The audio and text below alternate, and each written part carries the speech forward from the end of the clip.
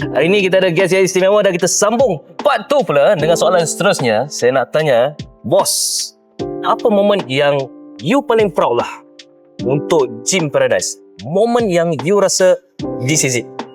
Okay, momen yang paling proud saya adalah bila itu member atau customer dia walk in di entrance sana, bila dia tengok gym saya, dia wow. Wow. That's what I'm waiting for. Okay, what all the hard work I've been putting on is to wait for that moment. Ya, kadang saya minta saya punya staff untuk set up camera, hidden camera untuk tengok dia punya reaction. That's what we are waiting for. Wow. So that is our philosophy, 5-star gym experience. If you don't feel good, if you don't see good, if you don't, everything has to be good when you come in Gym Paradise. That's why I name it Gym Paradise. It's like a paradise. It's like a heaven for gym goers, right? Your satisfaction is when the customer is satisfied. Yes. Definitely.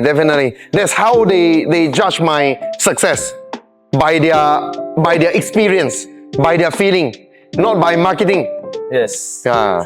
Gym ini bukan money grab saja, but dia diciptakan untuk members rasa suka, puas hati and feel something different, something new and something above the current standard of the gym industry. Yep. That's why Gym Paradise terbina sekarang ni, dan ini Cerah Selatannya adalah branch yang Ketiga, and it will be, dia adalah kita punya flagship lah lepas ni. Jadi apa yang kamu tengok sekarang ni belum complete lagi tau. Jadi style Gym Paradise adalah keep upgrading.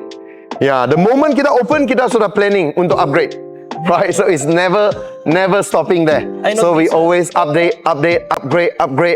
From the first branch pergi masuk ke Seremban, upgraded. Yeah. Masuk third branch, totally different. Yeah. Totally. We have to be better and better lah. Itu yang kita nak. Bukannya kita maintain pada satu level yang sama for every time kita open branch. No. Bos Randy dah bawa satu revolution. Itu kita kata. Revolution adalah revolution dalam industri fitness, dan kita berharap Malaysia selepas ini industri fitness boleh grow lagi. And make sure gym members yang datang ke Gym Paradise balik nanti pergi gym sendiri, bagi tahu dekat gym owners mereka sendiri, upgrade. Yes. Upgrade the standard. Stop bullshit, stop nonsense.